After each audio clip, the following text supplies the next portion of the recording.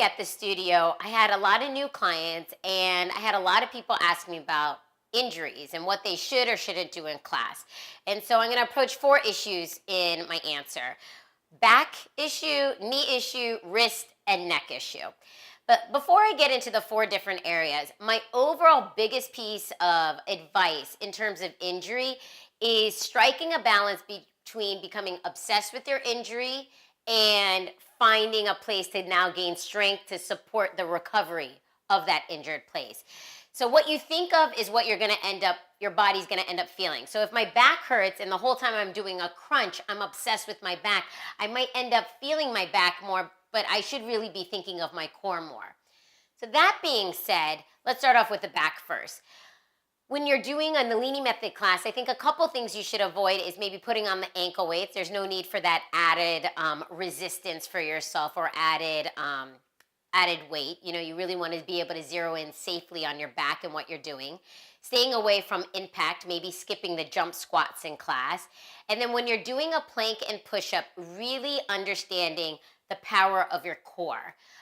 So that when you're doing a push-up, you're not just thinking of your shoulders and then giving up and arching your back. So that's kind of my feedback on the back. Knees.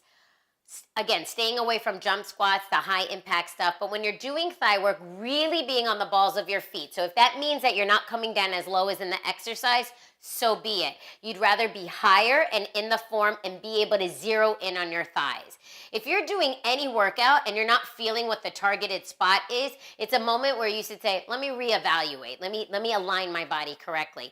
That's one of the most common things with knee issues. You want to be able to feel your thighs and think of your thighs during that part of class. The next one, wrists. Simple little solution for doing wrists, for doing planks and push-ups and your wrists are irritating you instead of being flat palm. Grab a set of heavy dumbbells, maybe it's the 10-pound weights or the 8-pound weights, grip them and use them during the push-ups and planks. And then the last one was neck. The most common thing I see when people have neck issues is that they end up rounded forward, or during the shoulder workout, they don't open up their form more. So let's say, for example, you're in a field goal. If you're coming here and scrunching your neck, then reduce the range by 50% and just come here up and down. Get used to your shoulders doing the work. Get used to zeroing in on that mentally.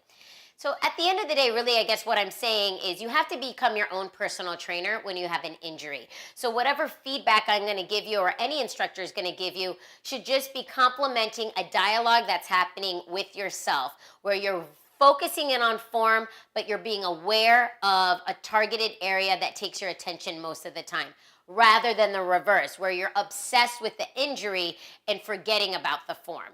And making that switch can make a difference whenever you have an injury. Thanks for tuning in to what I thought was the theme of this week.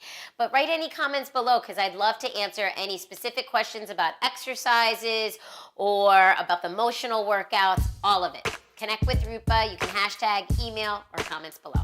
Thank you.